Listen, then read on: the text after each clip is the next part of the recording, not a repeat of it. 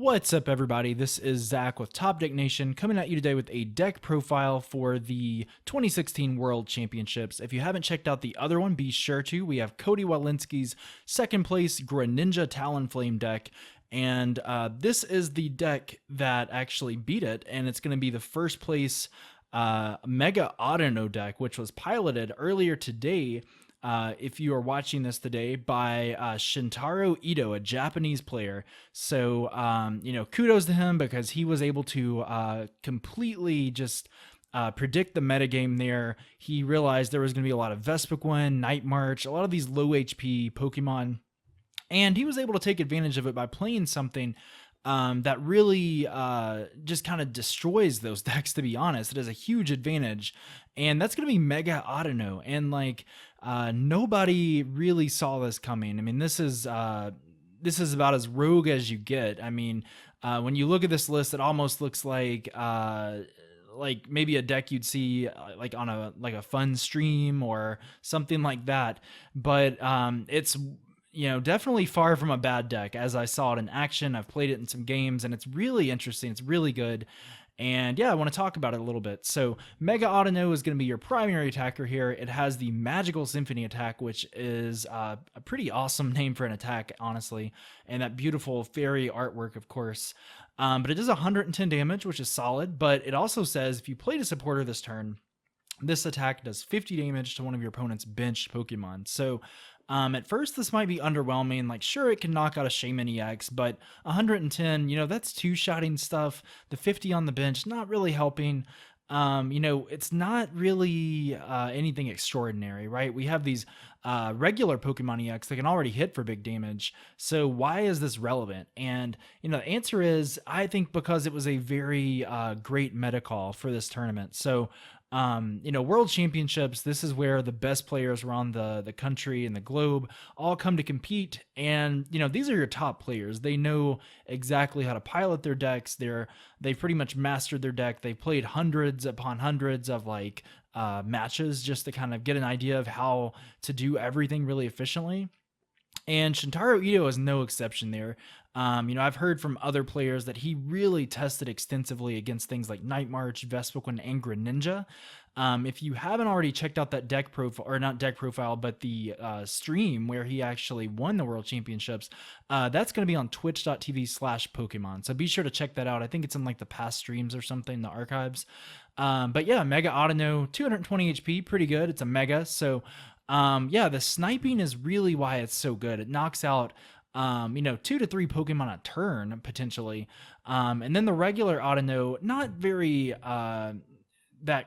good. It's got Drain Slap. Okay, he'll 20 damage. Do the Wave, kind of a throwback to the Do the Wave Wigglytuff and also the black and white Cinccino. Do the Wave. It can do a decent amount of damage, but we're going to focus on the Mega. And as you can see, it also runs Metal Energy, so we're able to run a few Metal attackers. We have Magearna-EX. Its attack is 120, which is pretty good. You can get it powered up in 2 turns. But that Mystic Heart ability, prevent all effects of your opponent's attack except damage done to any of your Pokemon that has Metal Energy attached to it. So for example, in the finals, we had Cody Walensky, great player. He used Bubble to paralyze Mega Audino, I believe, or Audino, but it didn't even do anything because Audino had a Metal Energy and Mystic Heart was in effect. So it prevented that effect of the attack. So it's also going to prevent things like Trevenant EX as well. So really good. I like this. And Cobalion's another metal attacker. If you want to get set up, you can use Quick Guard so you can't be touched by basic Pokemon. And then, of course, Revenge Blast gives you a non-EX attacker, kind of playing that 7 prize card game. And, basically hitting for big damage and getting those late game knockouts. Aside from that, it's pretty basic. We've got Shaymin to use that awesome setup ability. Jaunty of 6, really good to get set up here. And then a Hoopa for the Scoundrel Ring ability to just hurry up and get those Audinos and Mega Audinos out as quick as possible. Like I said, you really want to get Mega Audino out turn 2, attacking turn 2, and from there just kind of powering up whatever you can. So that pretty much covers it. As far as our supporters, we've got 4 Professor Sycamore. This is standard, pretty much the best supporter in the game. 2 N because it disrupts your opponent. Good early game if you don't want to discard stuff. Two Lysandre, of course, really relevant in this deck because you can kind of set up those double knockouts or even 3 prize knockouts. A Pokemon Center Lady, because Mega Audino is pretty beefy. It's got a good weakness. So, I mean, to knock it out, it might take 2-3 hits with this Pokemon Center Lady. And it also heals things like status conditions, I guess. And then a Xerosic, of course. Xerosic's good for tools, things like that, special energy. If you ever go against like a Giratina-EX, which could potentially lock you in, since I believe he didn't choose to play a Pokemon Ranger. Yeah, I don't see one in here actually. So Xerosic is going to be your way out there, and for like Garbodor. 2 AZ is a really clutch play because AZ is going to let you heal those Mega Audino, get stuff out of the active spot just in case you get stuck. And then lastly, a Hex Maniac. This is pretty common just to kind of shut off abilities. If you have a nice lead, you can shut them off from playing things like Shaymin. So that's our supporter line. For our stadium, he chose to play Parallel City, which I like a lot because you can get rid of your Shaymins, your liabilities and such. And then, of course, against things like Volcanion, Vespiquen, Seismitoad, you're reducing their damage by 20. And that makes a big difference, especially with the Pokemon Center Lady. So, yeah, and our energy, of course, 6 metal, 4 DCE, pretty basic.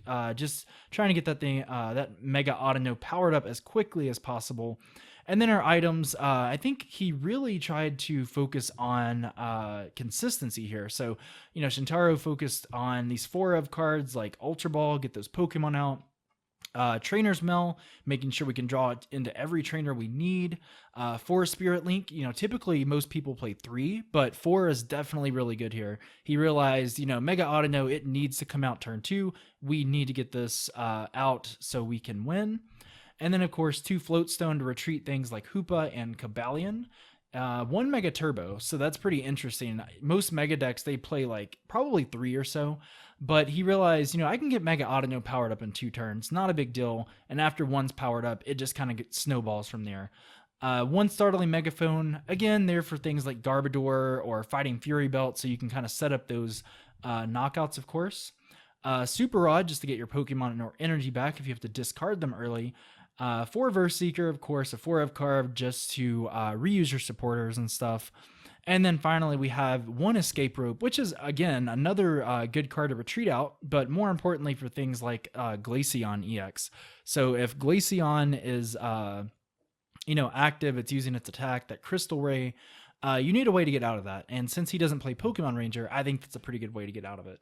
So that's pretty much it. And then, of course, this Absol, which I kind of overlooked here. I'm not going to attack with it because, you know, I'm dark in the deck, but you do have this Cursed Eyes ability, and this is another reason why Mega Audino is kind of under the radar. It's going to let you move 30 damage from one Pokemon to another, so this could really set up those knockouts. Moving 30 to something is big, especially in like Night March. If I hit 50 on the bench shot Pumpkaboo, I can move 30 of it to a Joltik and get a quick knockout. So I really like this one a lot. Great card. So that's pretty much the list, guys. I'm pretty sure I went over everything. If not, let me know. But I want to go ahead and jump into a quick game I played on Pokemon Trading Card Game Online just to give you an idea of how this deck sets up, how it plays, and yeah, just to see why it did so well and won the 2016 World Championships. Alright guys, looks like we are going against Smokey1284, and we're going to win our flip here, and of course we're going to go first. Always important just to make sure we get set up, especially in this deck. And alright, so our hand isn't that great. It looks like we got a mulligan, so we are going to have to shuffle that back in, draw 7 new cards, and our opponent will get an extra card to start off with. So here we go, and it looks like we start off with a Magearna, so probably not the ideal start, but I guess that means you can have Audino on the bench just to kind of get powered up and not hit. So I see a Palkia, so this could be like a water box deck. This deck's become pretty popular. I think it won like a German Nationals or some kind of European Nationals or event, and now it's become pretty popular. It's a really versatile deck. It's got things like Seismitoad-EX. It can have like Mega Gyarados-EX, Regice, Glaceon. Really good deck, and it's really, you know, tough to beat because it's got an answer to pretty much everything. But I am going to grab Hoopa off that Ultra Ball to make sure I can use that Scoundrel Ring ability. That's going to let me grab 2 Pokemon EX, or 3 I should say. So I'm going to get 2 Audino. I'm going to put that Float Stone on Magearna just in case, so I can retreat out. And Looks like I should have put down the DCE, so that was a bit of a misplay on my part. I guess I was kind of rushing to draw the cards, but that's okay. It looks like I did get a pretty good hand, and I'm able to attach, and I've got everything I need, honestly, for next turn. I'm tempted not even to, play a supporter this turn. I kind of just want to, retreat and just pass because I think I've got everything as long as I don't get end. But it might be safer just to play the end. I don't know what I'm up against. I could be against Seismitoad, and then I would be locked and couldn't play the items. And I also want to make sure that my Verse Seekers aren't dead cards. If I have an option to end, I probably should. And my opponent, keep in mind they got a mulligan, so it kind of hurts them as well. So it looks like it did pay off. I've got the Ultra Ball. I've got everything I need for next turn. So at this point, I can go ahead and grab my Mega. And again, normally I probably wouldn't do this, but with a Water Box deck, you might run into something like a Seismitoad EX. So I am going to go ahead and do that. And we're going to wait to see what our opponent does. But if you look on my board, it's really set up. And if you check out the finals match of the World Championships with Shintaro Ito and Cody Walensky earlier today, if you're watching it today, you can just see how crazy his setup was. In both games, Shintaro was able to just dominate Greninja. In Cody's defense, he didn't have that great of a start on each game. I guess he did get supporters and stuff, but in general, any kind of low HP deck like that, when you're taking multiple knockouts, when you're sniping Froakies and stuff like that, it's definitely a good matchup for Shintaro. And I think he had, tested, tons and tons of games against Greninja, probably the night before as well. So he probably had a good idea how to beat it. And, keep in mind, Cody did not start with that Talonflame. Check out the other deck profile, the Greninja Break Talonflame second place deck. But, Talonflame is really what kind of pushes Greninja to a new level. And he didn't start with it. So, it really hinders the deck really badly. But we're going to see a Max Elixir. And usually Water Box decks, they play like 11, 12, even 13 energy in their deck. So you're pretty much going to get a Max Elixir every time, maybe 3 out of 4 times. Mega, looks like we could see a Mega Gyarados as he has Spirit Link on Gyarados.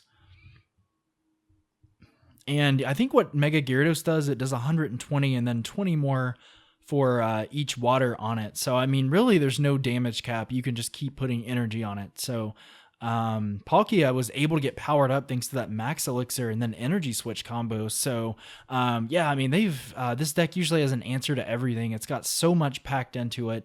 Frankly, I'm not even sure how it can pack that much, but he's going to power up Regice. That's really smart because really besides Cobalion, my only attackers are EXs. If I had a Pokemon Ranger, it wouldn't be an issue at all.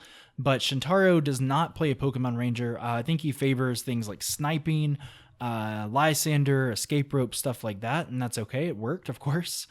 I'm going to Sycamore, and I'm probably going to go ahead and pull off an attack here. So my hand is pretty good. I've got Ultra Balls, got energies, Spirit Links if I need it. I don't really have another supporter, but I'm sure I could Ultra Ball and probably get a Shaymin. But at this point, I think I should just damage the Palkia, soften it up a little bit, and then soften that Regice as well. So I'm just kind of debating on what to do.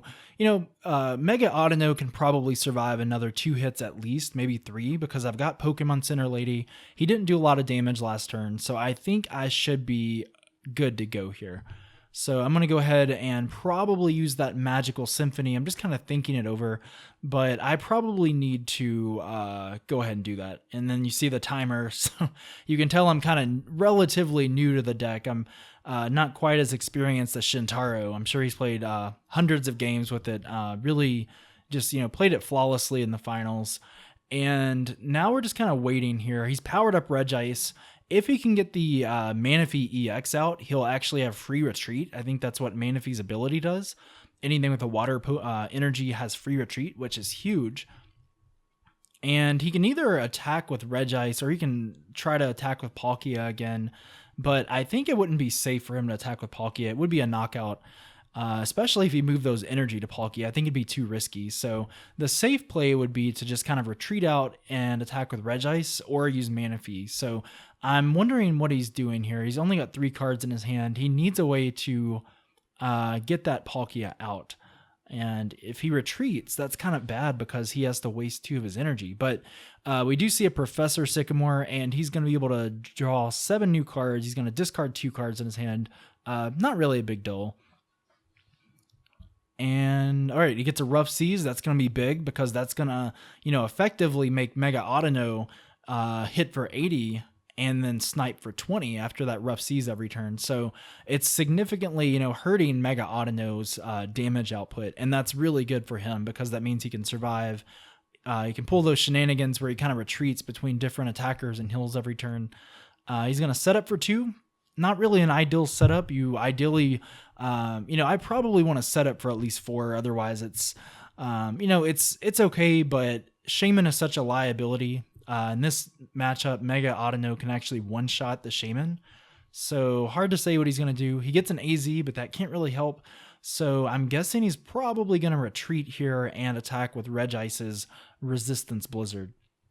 And that's going to spell a lot of trouble for us. But we do have a Lysandre, so that means we can put 50 more on the Regice when we snipe it.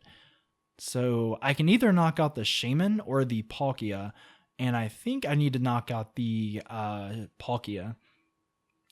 And that's really just because if I wait another turn, the math with that Rough Seas is going to make it so that I actually can't get a knockout, even if I Lysandred it up. And you can see I don't really have many other options. If I Ultra Ball stuff, then I've wasted a lot of supporters. I guess I could have gotten rid of the Spirit Link. But I think Lysandre is the safest play. And again, you have to play a supporter for that secondary effect for Mega Audino. You have to do that 50 damage by using a supporter.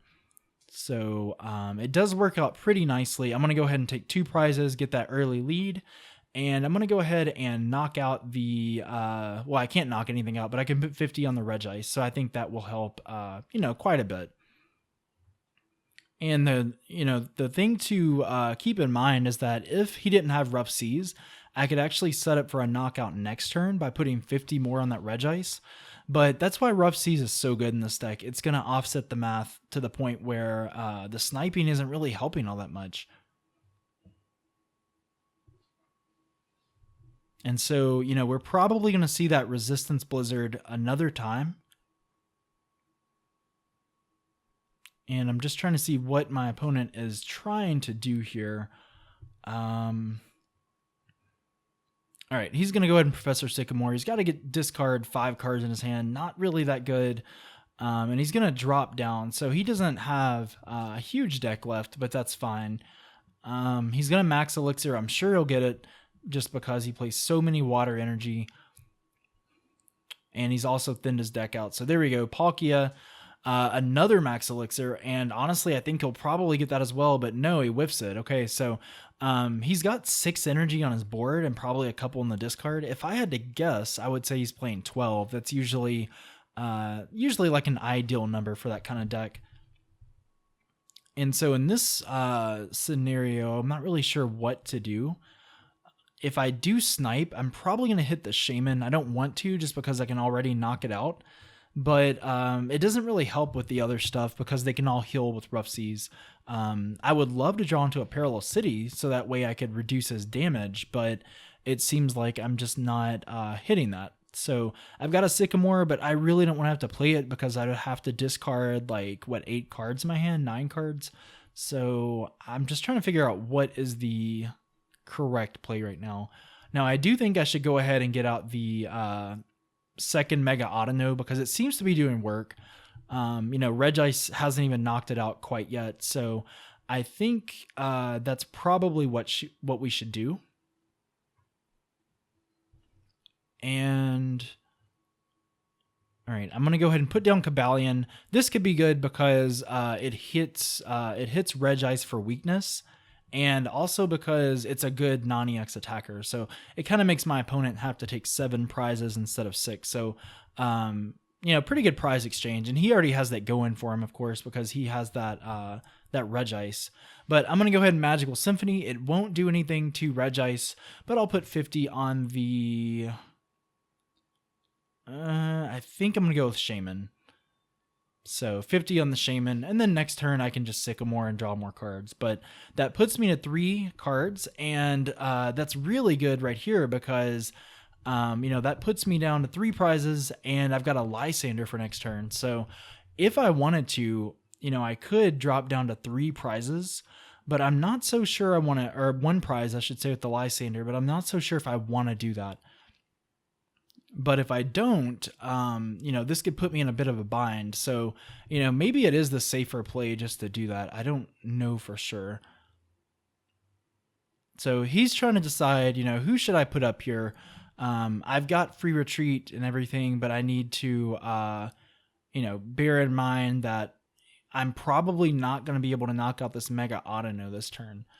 So he brings up Palkia, the safe choice. He can probably use that attack Aqua Turbo, and that's going to let him power up that Mega Gyarados. So Mega Gyarados is actually really scary here. If somehow he could manage to get like 5 energy, he could actually one-shot my Mega Audino.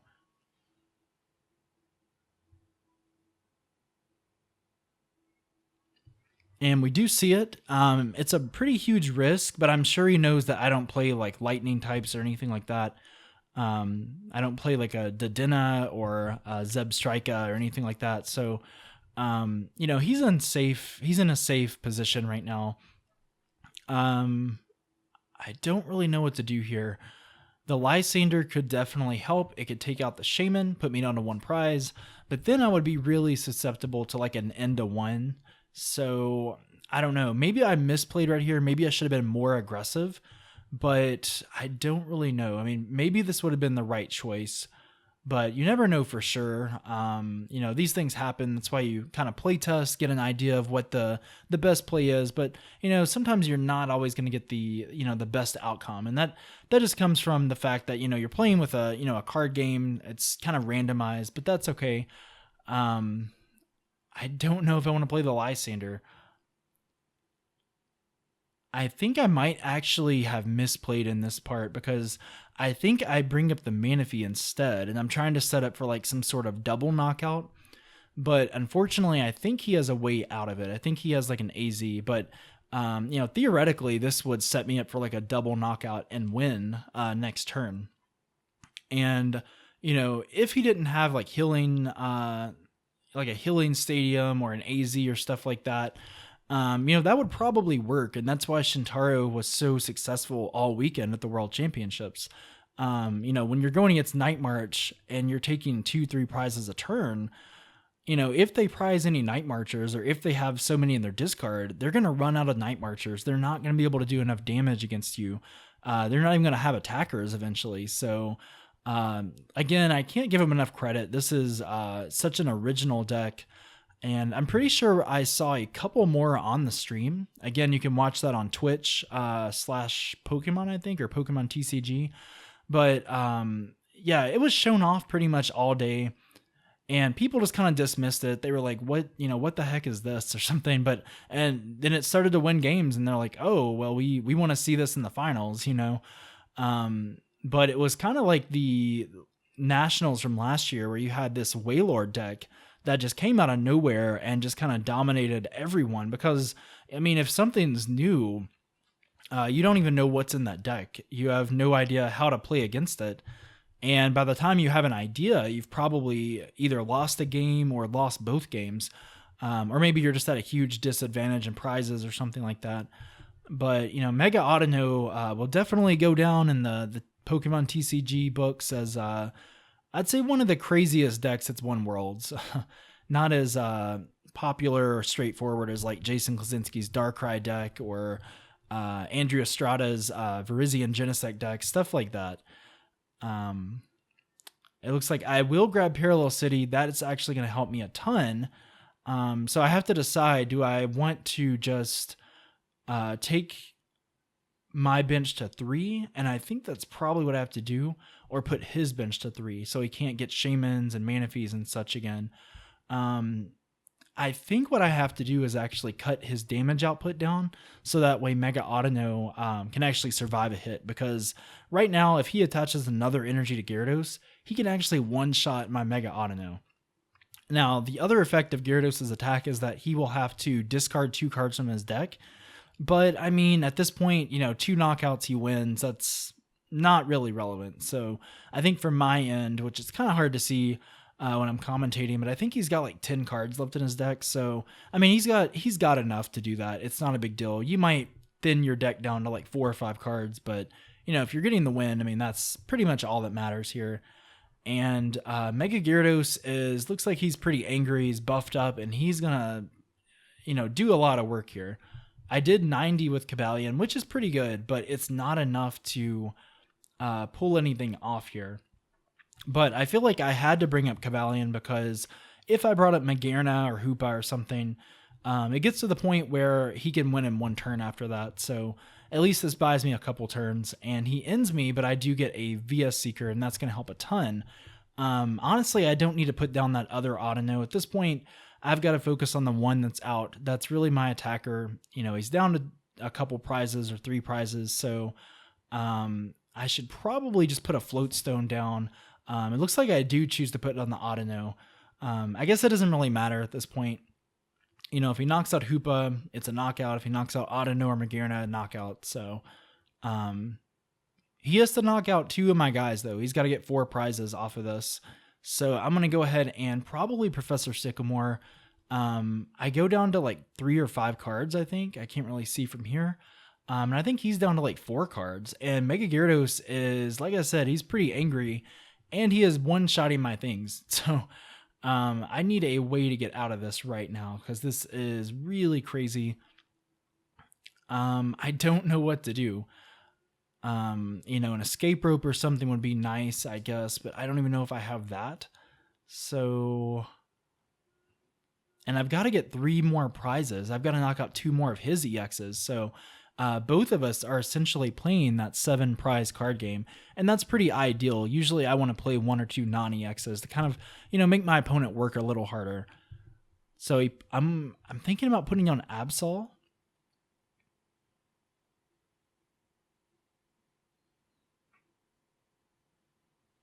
And I'm not really sure what I should do with the Absol. To be honest, I think there might be damage on the Shaymin. Maybe I could have knocked it out. Oh, yeah, it looks like I could have, but it didn't really matter because, at this point, I think I want to hold on to the Absol and maybe set up like another play. So, for example, I can move 30 damage from the Gyarados to the Manaphy and then Lysandre to the Manaphy and get the game. But, unfortunately, I don't think I can really do that when Mega Gyarados is doing 220 a turn. And he's down to, it looks like 4 cards in his deck, I think. And I'm down to, not very many myself. So I don't know a way I can actually get out of this. He's got, 7 energy on his board. Like I said, these water decks probably play about 12. Any of the competitive decks I've seen that have done well, they play right at 12 or so. It's a nice clean number. So, I think the only way I can win is if I deck him out or get to the point where he can't retreat. And I know he's used a lot of resources. He's used a lot of VS Seekers. I know he's played an AZ. So, I don't know how much he has left in his deck. I guess I'll grab an Ultra Ball off that, but I don't even know. I think I've got 5 cards and he's got 4. But again, it is kind of hard to see from my end. I think I just have to Lysandre something up and hope he doesn't do anything, though. Gyarados, I guess it doesn't matter who I bring up. Ideally, I guess I should bring up Manaphy, but I think for some reason I brought up Gyarados. But I am going to go ahead and play the Lysandre more than likely because that's all I can do. I do have Parallel City, so that's going to help a little bit. But in general, I can't do much. So I'm going to bring up Gyarados and play Megaphone, not really relevant. And then I'm going to play Parallel City. I'm going to make sure that he can't bring any more Pokemon out. If he can set up again, bring out a Shaymin or something, I'm going to be in trouble. So at this point, I brought up Gyarados. He's got 12 energy, I'm pretty sure. He's got, 5 in the discard, 7 in play. So he has 12 energy on his board. So if I can manage to make sure he doesn't retreat, and it looks like he actually Mega Evolved to pass his turn. So He's trying to make it so that I can't win in a couple turns. Maybe he'll deck me out. Maybe he thinks I'm out of energy or something, but I do have energy, and I think I've got more cards in my deck than him. So I'm going to go ahead and attach and use Magearna's attack. So I can probably win in 3 turns here. Magearna does 120, but his secondary effect says that next turn he only does 60. So it's going to take 3 turns to knock him out. But if he can get an energy in these 3 turns, I just kind of lose. Hex Maniac would actually be really good here, but I think I might be out of luck unless he can't do anything. If he plays 13 energy, I'm pretty much done unless that last energy is prized. He's going to Ultra Ball. He's probably looking through his deck just to see, hey, do I have an energy switch? Do I have a water energy or something to get a water energy at all? He's used an energy switch. He's used a lot of resources, so... Oh, and he said good game, so maybe he's out of energy or something. So maybe he'll send us another message or something, but yeah, I think we might have won just because he's out of resources, and he says he can't switch out his active, so Gyarados is stuck there. It can't attack because it needs 4 energy, so I'm going to go ahead and just attack him. And if he passes next turn, we are going to win with this Mega Audino deck. So, I haven't really seen much Mega Gyarados in Water Box, but it is a pretty competitive deck. You see it at tournaments. So to see this Mega Audino deck just kind of like, beat this kind of competitive tournament ready deck, it's pretty awesome. Normally you would think, Mega Audino is like a fun deck or something you'd see on like a silly stream or something, but it is able to knock out Gyarados. The big red dragon goes down and will take the victory. So once again, congratulations to Shintaro Ito. He's your 2016 world champion in the Masters division. And yeah, great deck, very unique. He definitely made a great meta call. But yeah, congratulations to